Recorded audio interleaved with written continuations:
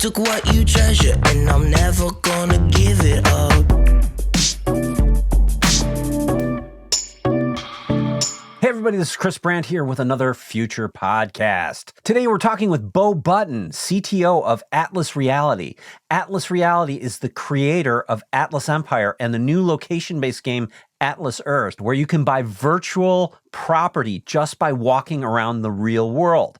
Much like Pokeman Go, this game is a combination of virtual and real world, where you can build out a virtual real estate empire and earn rent that can be transferred into real world currency. So let's talk to Beau about what it's all about and how it works. Welcome, Beau. Thanks for having me. I'm looking forward to it. Beau, thanks so much for coming on. Tell me a little bit about what Atlas Reality is. Yeah, Atlas Reality. I mean, this company is in its second incarnation. It's the same team. We rebranded. We started off as Cerberus Interactive. Initially, we were a software development consultancy or an independent game development company in Austin, Texas, and we pivoted. And our core competency is location-based games. Right. So we build games that use modern-day mapping technology like Google Maps, etc. And we basically gamify that experience where you have to walk around and interact with the real world to, collect things and do anything. But what was the inspiration to create something like this? How did you get into sort of these location-based games? Yeah, there's no denying it. It was Pokemon Go, so Niantic 100%. In a past life, I spent about 10 years in the distressed real estate industry on the software side, building software for governments, helping them liquidate distressed real estate. Okay. So I had a lot of experience with mapping. But Pokemon Go kind of piqued my interest. I was like, well, what are these people doing outside walking around? And this is right around the time that we were trying to pivot from building games for other people and building our own internal IP. And that's how it happened. It wasn't really anything amazing. It was just like, hey, all other people are doing it. Let's try it. First of all, I mean, just game development's an interesting, space to be in. And you're kind of doing it mobile game development, which is really interesting. And I think one thing that people don't really understand is how big the gaming market is. Because we get so excited about movies and, like the Marvel franchise. But when you look at video game franchises, they're orders of magnitude larger and more lucrative than is the movie industry even. That's got to be a nice place to be, huh? It can be. I forget the exact statistic, but if you were to Google how many new games are introduced to Google Play and the Apple App Store on a daily basis, you have to be kind of crazy to get in on it because there's just so many. Yeah. So extremely competitive. A lot of companies in the Asias, they're pumping out hundreds of games a year, yeah. and they're not high quality. A lot of them are, basically copycats. Yeah. But it's there's a lot of money to be made, but there's a lot of lessons that you'll learn the hard way, honestly. That's why we've been in business for 7 years and we're still learning. But yeah, I mean, we got into this because we know it's a very large it's a very large potential market. It's kind of like YouTube. It's a big market, but very competitive, right? Extremely. Yeah. I would argue it's probably easier, maybe not, to become a social media influencer or a celebrity on YouTube than it is to achieve any financial success in the gaming industry. I'd have to do a little bit more homework on it, but it feels the same. It's like not everybody with a webcam can become, Ninja or PewDiePie or something like that, but it can be daunting. Well, I think there's a convergence there because, a lot of these Twitch streamers who are making all the money, they're playing video games anyways, right? My 15-year-old son, actually he's 16 now, I don't know if he aspires to be one of those, but he's mentioned, that there are people making money doing this. And I'm like, yeah, that's more difficult than becoming an NFL star. Like statistically, it's just not something you should bank on, but whatever, bless his heart. Yeah, my son keeps, talking about, hey, he wants to be on the esports team and when he gets to high school. The fact that exists is impressive. I'm happy to see, education, like the high schools and the colleges kind of embrace that because times are changing and it is a real opportunity. There are some very talented video game, players, but I've got between my 4 sisters, I've 26 nieces and nephews, and I think half of them think that's what they're going to do. And I'm like, that's not good. That's not good at all. If you look at the YouTube market and the Twitch streaming market, I mean, so much of that is related to game content. You have to think that, all the media properties have to find that interesting because they're YouTube's stealing all that potential revenue from them right now, right? I mean, I'd like to see the playing field leveled a little bit. Like you've got these outliers that are making hundreds of millions, tens of millions of dollars, but if there's an opportunity for, individuals on their own through their own Twitch streams to monetize them and make basic income, then I would support it. But right now, it's still hard for me. I'm not that old, but like, it's just hard for me growing up. Like, I was into writing software. I didn't really build games. I didn't play games as a child, but it's kind of confusing to think that somebody could sit at home behind a computer screen and just play games and make enough money to support themselves. I mean, it sounds great, and maybe that's what it's going to be, but it's just my brain hasn't wrapped its head around it quite yet. Yeah, I'm constantly fascinated by that dynamic because it just like you, it doesn't make sense to me either. Yeah. One of the things that when we were talking before is sort of the social causes, kind of behind your company. Could you speak a little bit to that aspect of it? Yeah, this is something that's kind of in the DNA of the company. My partner Sami and I, when we started this, we were a consultancy, so there wasn't a whole lot of opportunities for us to, outside of like charitable contributions. Like if we're building games for other people, like what's the dovetail into like a social cause? Right. But when we started to grow and actually have revenue, we were trying to figure out ways for us to give back. The word greed gets thrown around in internal conversations. People want to know, like, how does this business model work? The first thing that you have to kind of embrace is just don't be greedy. So like the Atlas Earth concept, the virtual rent, people think of it. If you look at the reviews, I'd say a third of them are like, it's a scam, it's a Ponzi scheme. You're taking $5 from this land sale to give $5 to that person for virtual rent. But, Sami and I were committed to building a sustainable business that allowed people to earn some type of cashback reward. On the internet, they're calling it passive income. We can't call it an investment. There's no return. Right. It is something that you can, deposit into your checking account, but it's more of a cashback. But the social good here is trying to build an enjoyable experience on top of a sustainable business model that allows players of our game in the Atlas Earth platform to basically make some money. The dream here would be for them to make enough money to pay a bill or two, not just to get a cup of coffee. And we're well on our way to being able to do that. The average cash out right now is about $8 a month, which there aren't many games that can claim that they're cashing out to players $8 a month. But that's not going to change your life. It's certainly not going to cover your tank of gas. Well, I drive an electric car, so maybe I'll take one. So you might be able to charge it. Yeah, one charge, right? One of the other things that I find really interesting, because I've been playing it lately, and one thing that kind of really fascinated me is just like a block over, there's another. I got a neighbor who's fairly well established in the game, and has a lot more Atlas bucks than I do at this point. But yeah, but I as you can tell by sort of my pasty exterior here, I spend a lot of time in a basement in front of fake, daylight.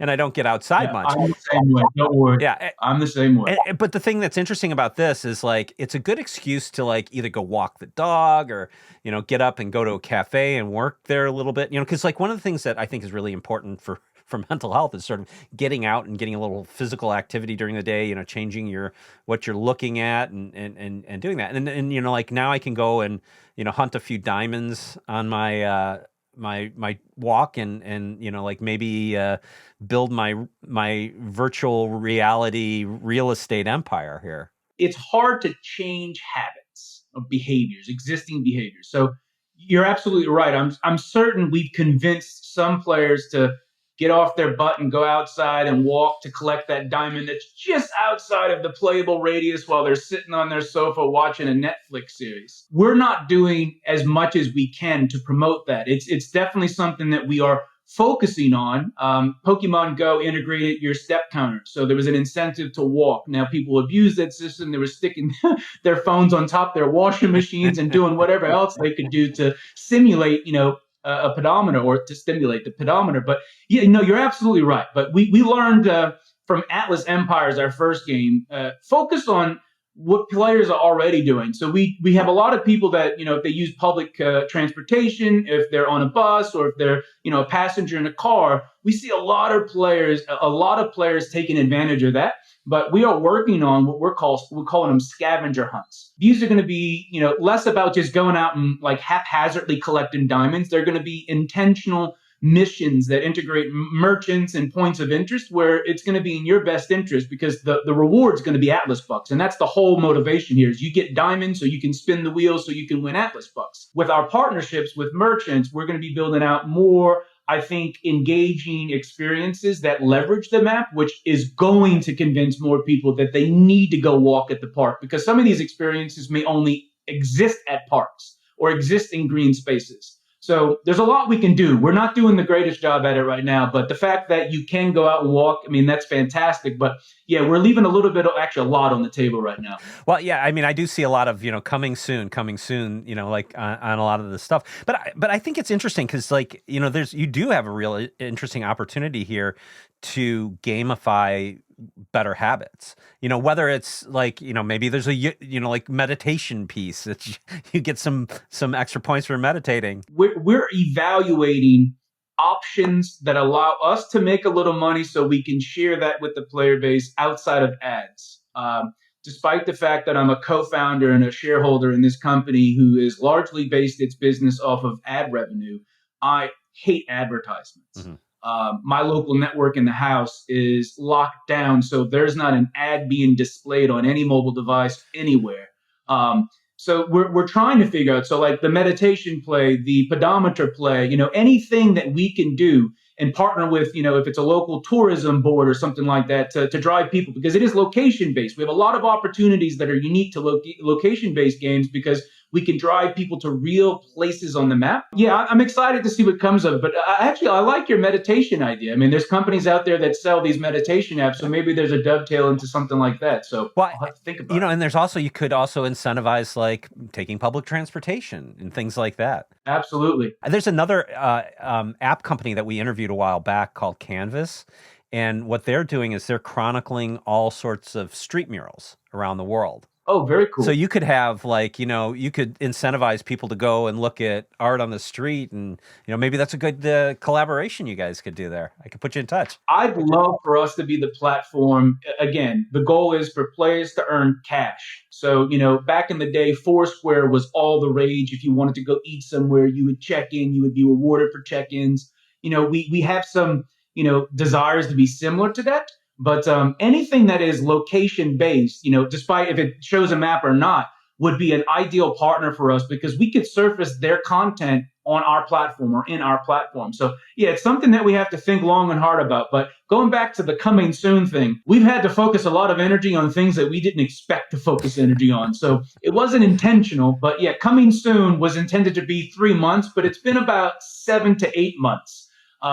We're getting better at that. By the end of the year, you shouldn't see any more coming soon stuff. Well, I mean, it does look like interesting stuff. I mean, like the scavenger hunts sound really interesting.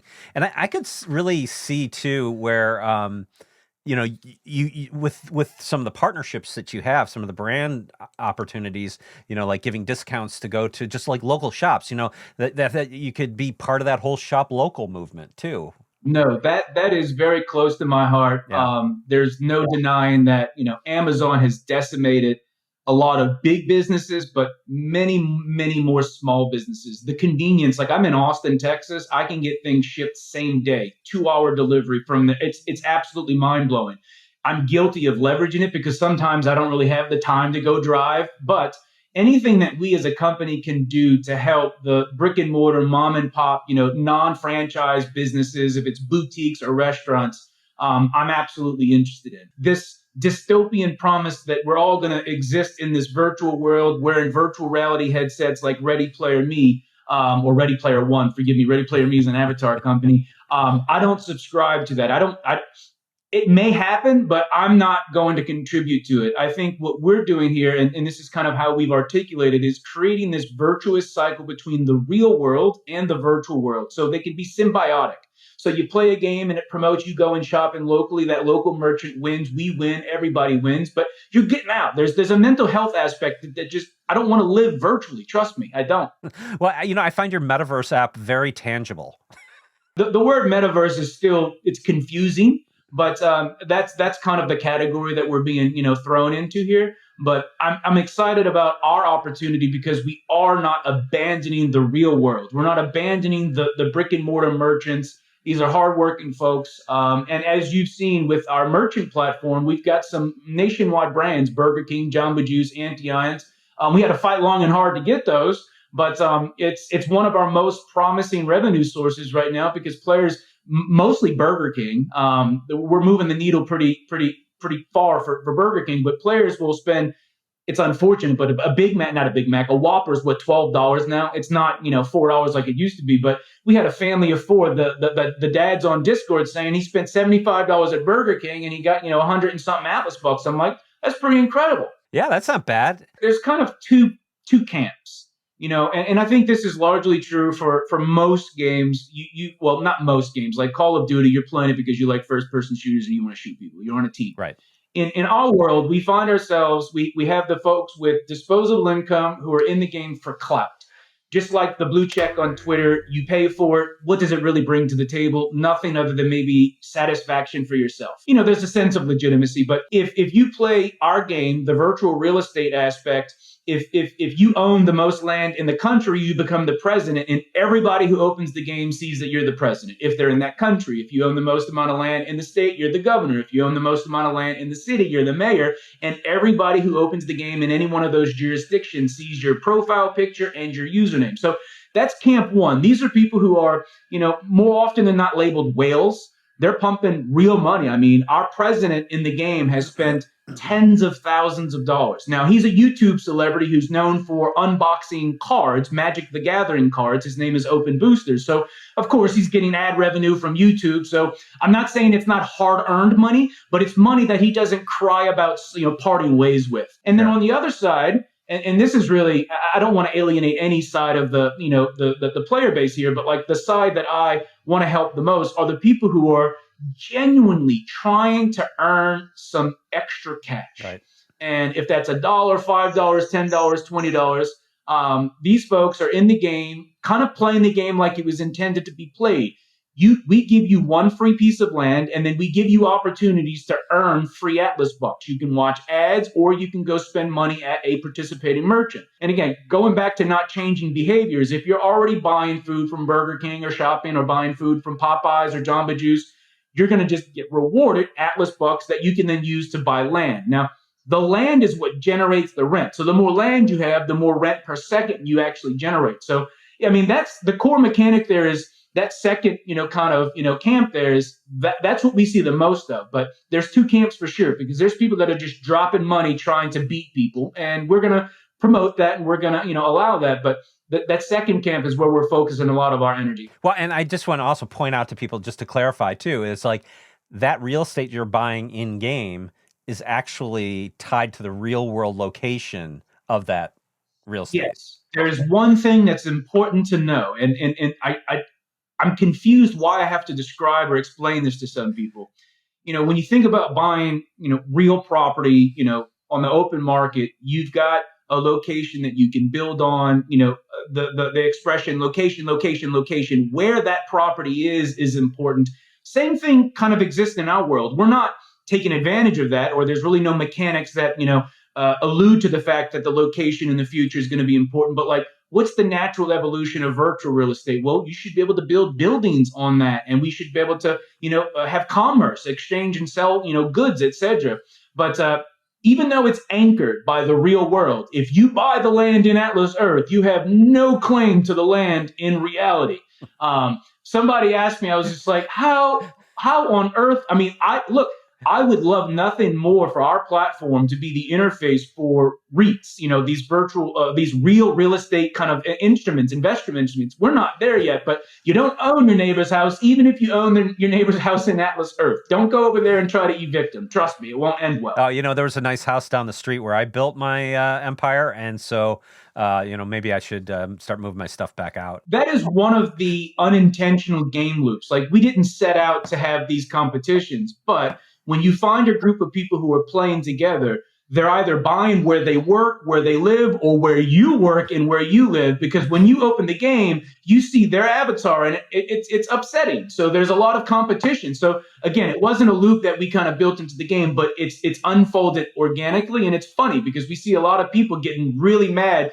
There'll be one guy who will buy 4 pieces of land, and then there's always that one guy that goes and buys the surrounding 9 pieces of land to gridlock them. And it's like, what are you going to do? What are you going to do about it? Well, I guess it's like Monopoly. I mean, the strategy in Monopoly is buy every single piece of property you can get your hands on until you're broke. That's exactly right. I mean, at one point, we thought of this as kind of the modern day location-based Monopoly. There's not enough similarities, but yeah, I'd love to add things that allow, us to have a more Monopoly-like experience. But right now, there's just so many things going on that we didn't plan for that our players are doing. It's great because we're selling land, and we're a business, we're a for-profit business, and obviously we're paying people to play the game. So if we're not making money, that becomes difficult. Well, I'm going to go buy the railroad after this call. I'm going to need a few more Atlas bucks, but go buy a Whopper. I'm just surprised that Whoppers are like $14. It's embarrassing. You know what I do like? I will say, like, the Impossible Whopper that Burger King came up with. My daughter, she's like, I want an Impossible Whopper. Yeah, I don't know if you read my bio, but I'm an Impossible and a Beyond Meat fanatic. Now, you shouldn't eat them for every meal, much like you shouldn't eat red meat for every meal. Absolutely. A whole food, plant-based diet is the way to go. But when I'm in the mood for a burger and I'm on the run, a flame-broiled Impossible Whopper with pickles. Like, for me, it's not a burger if there's not dill pickles. It hits the spot. They've done a great job. So that's great that your daughter's embracing that. But I get a lot of flack. I've been vegan for almost 5 years, so it's unusual when someone brings up Impossible meat products. But that's cool that your daughter's embracing that. Yeah, I haven't eaten meat in 30 years probably, so I'm on that train as well. Fantastic. Yeah, I'm a big fan of that new stuff. Yeah, absolutely. And look, I was in Costa Rica, and Burger King in Costa Rica had the Impossible Nuggets. Ooh. And Chris, I grew up eating nuggets. I don't know if everybody did. We were broke, like poor. And if I got a Happy Meal with sweet and sour sauce from McDonald's, it was a good week. Having not eaten real chicken, you can get simulated nuggets. There's like 50 different brands now, but they don't really hit like those McDonald's nuggets.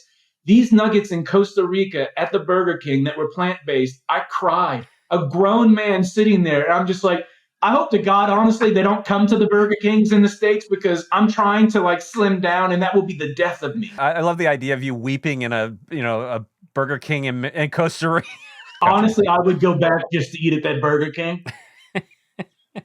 Sorry, if anybody's in Costa Rica, you guys have brilliant cuisine. I don't want to shortchange Costa Rica. It's a great country with a lot of great cuisine and apparently the best Burger Kings in anywhere in the world. Definitely the best Burger King experience on earth. Let's talk a little bit about Atlas Reality, because you have more than just Atlas Earth. You have Atlas Empire and Atlas. What's the road racing game? The original game was Atlas Empires, and then we built Atlas Earth, and then we were kind of thinking about diversifying into the hyper casual space and kind of marrying the location and hyper casual.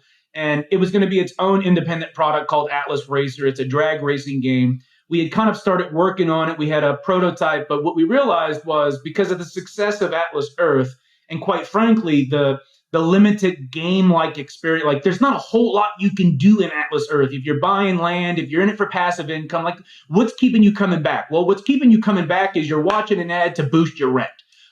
And that's not overly exciting. We see a lot of people doing that. So we decided to absorb Atlas Racer into Atlas Earth. And as of about a week and a half ago, we did a soft launch of Atlas Racer. So it's actually an in-game event that's sponsored. This last event was sponsored by Advanced Auto Parts. So it's a drag racing game that's going to be scheduled. When you open the game, you'll see a little car on the map, and then you can drag race. And of course, if you win, it's like a 24-hour event. If you're in the top 5,000 players, the prize pool gets dispersed so you can win Atlas bucks. Again, just allowing you to win Atlas bucks. So yeah. That's very cool. You gotta do a sailing competition one too. We've got a golf one in the works, and we have a fishing game. Again, these are hyper casual. You get in, you get out within 45 to 60 seconds. Well, I have played this virtual regatta game because we're into sailing over here. And so like one of the ones that's really interesting is there's this big race that comes out of France called the Vendée Globe. And it's a single-handed race around the world. And it goes through the Roaring 40s. So like the lower, 40s, the South Seas, they're unimpeded by land masses. So some of the waves are generally about 60 feet the whole time. Oh, God. And then you're trying to not hit icebergs. But the race takes like 3 months. It would be really interesting to get out into, follow the race and have like a virtual event in Atlas Earth where you were picking up, diamonds and stuff on different parts of the course. I'm interested in any ideas you have for casual or hyper casual mini games, because I don't play games. Despite me having this massive collection of like analog old school arcades, I do not have the attention span for playing them. But I think sailing, I'm not a sailor. I'm a powerboat user. I don't have the attention span to sit out there and learn how to do it. But I have been jealous of people that talk about going on weeks-long sailing trips and docking and having a great time. So I'll have to do some research and see if there's anything we can do. That sounds fun. Having more incentive in-game, that would be fun. Earning Absolutely. money, earning bucks, and then, you could take that to Burger King and get your Impossible Nuggets. Yeah, the only sailing event I've ever seen in person was in the San Francisco Bay, and Oracle had one of their catamarans. I guess they're called, it's like these, Twin hull. I think it's a pontoon catamaran. Yeah. I did not realize that sailboats went that fast. Right. Like as a child, I thought sailing was slow, leisurely, and just boring. This thing looked like it was jet powered and it was out of the water. I'm like, that's fun. I need to go to one of those events and actually pay attention. Last America's Cup and actually the Vendée Globe, they do this too. They have foiler boats. So when they get up to a certain speed, they lift out of the water. Yeah, it's super cool. Right now, the game lacks, depth. We are paying people to date. We've paid up, I think, over $350,000 in cash to players. That's no small amount of change. The business is profitable. Obviously, we've got behind the scenes, we manage our own treasury. So we invest the revenue, a portion of the revenue, not all of it. Obviously, everybody has to get paid. But we've built a sustainable business, but we are absolutely looking for other opportunities where we can drive a business to brick and mortars and entertain people. We don't want people just coming back into the game just to watch ads. So having these really quick, hyper casual games, sailing could be one of them, dirt bike racing, because I'm a big Excite Bike fan, etc. But I think in the next 6 to 12 months, we'll see a dozen or so hyper casual games integrated into Atlas Earth. And who knows, maybe it'll become like the next Yahoo Games where you come in and that's where you start playing your games. But the rewards are Atlas bucks that allow you to buy land, which allows you to generate rent, which you can cash out. Well, that is literally the promise of the metaverse. So congratulations. You're the first company to actually achieve it. I'd like to think that we'll be the first ones to allow people to earn a meaningful amount of money that's not based on speculation alone. Our competitors that are on, the blockchain Web3 genre, you're buying real estate and you're speculating that it's going to increase in value because you're next to Snoop Dogg or you're next to Atari. And I'm not saying it's not going to happen. It will. But the appetite for that's much smaller than the appetite for I'm playing a game that doesn't cost me a dime. I'm not forced to buy a piece of land, and I could just watch a few ads to fund it. If you don't have any disposable income, no problem. You can come in here completely free to play and ultimately make money. Obviously, this is not just for real estate agents. Who would you say is your target demographic? Who would you say like this game is built for you? It's not sexy. But these are disenfranchised, Americans that they're living the hard life. I manage the Discord and Reddit community. I've done probably 60 like video interviews with our players to kind of ask them questions, more so about like, what do you think about our game not being on the blockchain? But I learned a lot about our players, and this wasn't the audience that we thought. I mean, you can if you're making a game where people can make money. All right. And it's a grind. It's a grind. I mean, we have a lot of people on the internet that just like, why don't you get a real job? If you're playing this game for 5 hours a day, why don't you just go get a full-time job at Walmart? And then there's legitimate situations where these people just can't go and get a real job. But I think a large percent of our player base, quite frankly, are struggling. And they have access to a mobile phone and the internet and time. I'd love to figure out why they have so much time, and maybe it's education, maybe it's not. I have a lot of family that live in Alabama, Mississippi, so I have a good idea of how this happened. But a lot of our players are struggling, and they're not struggling because of Atlas Earth. And I'd like to think that we're kind of helping them, but we can do a better job. I have no doubt about it. But yeah, I mean, that's from what I've seen firsthand. These are struggling Americans that need extra cash. Well, maybe one of the things you could integrate is a way to donate your Atlas bucks to a fund that helps people out. That could go to some sort of charitable thing. No, absolutely. There's definitely some charitable things that we want to do.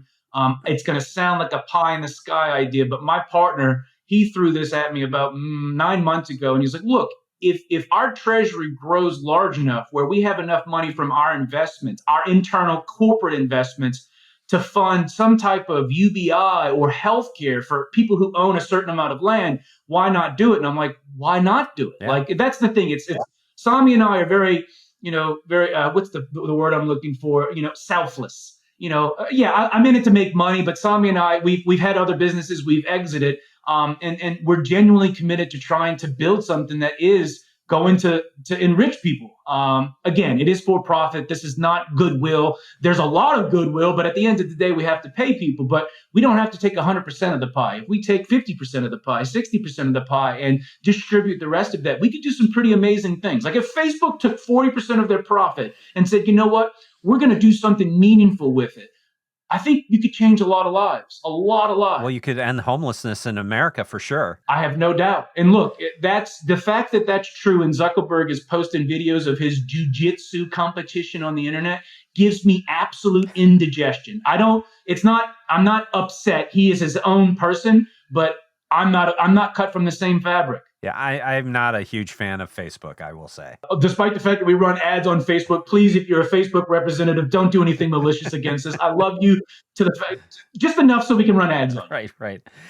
Well, so where's this all go next? What's the next big thing for you guys? So the next big thing for us outside of the mini games is trying to move towards a point in time where Atlas Earth is less a game and more a fintech product. We're a game. It's not an investment. There's no guarantees. There's no insurance, FDIC, none of this.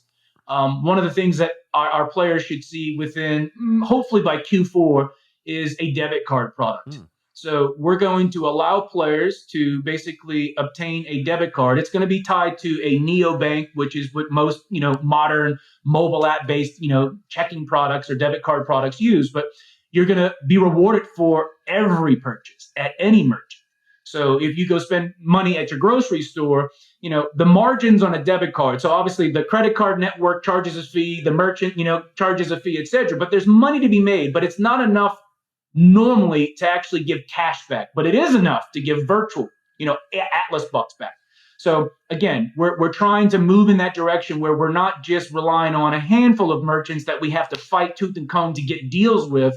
Open it up so anybody can put a couple dollars, $100. If you've got a paycheck and you're going to buy groceries and you're playing Atlas Earth, if you're watching ads, we're going to try to sweeten the pot so you can use your Atlas Earth actual debit card to be rewarded in AB, which then you can use to buy land. So again, trying to just make it easier for people to earn Atlas bucks. The key is you need to earn Atlas bucks to buy land, or you can buy the Atlas bucks, but that kind of defeats the purpose here. We have a lot of people that buy Atlas bucks, but we're trying to offer more opportunities for players to earn Atlas bucks without having to spend hard-earned money on things that they wouldn't otherwise have already needed, like gas and, groceries. Hopefully that vision becomes a reality, because I think that sounds really awesome. And obviously, some sort of, universal basic income from wherever it comes from is a great. People always ask me, like, what do I define myself as being successful? I don't. I mean, financially, I've made money, I've lost money, I've gone through divorces, like, it is what it is. But like, what would make me happy, what I would be proud to put on my tombstone is that I contributed to something that was in the metaverse. Again, I hate that term, but like the future version of the internet where people are mixing virtual reality and, real, life experiences. But they're being paid fairly. It's not greed. And look, part of that healthcare, I grew up without healthcare. I was in New Orleans, Louisiana. We had to go to the clinics. It was a terrible experience. So if I could help fix that, I could die a happy man. Wow, that's awesome, man. Well, Beau, thanks so much for coming on. It's a really fun, interesting game. I turned my son onto it, and then he turned a bunch of his friends on. So you've got a whole bunch of middle schoolers out there playing it right now. Well, look, send me send me your address. I'll send him some swag because I like to see again. The platform is not intended for extremely young, Right. but at some point we will start leveraging this as a platform to teach financial literacy. Yeah. There's a lot of people that don't understand. They don't have any financial kind of intuition.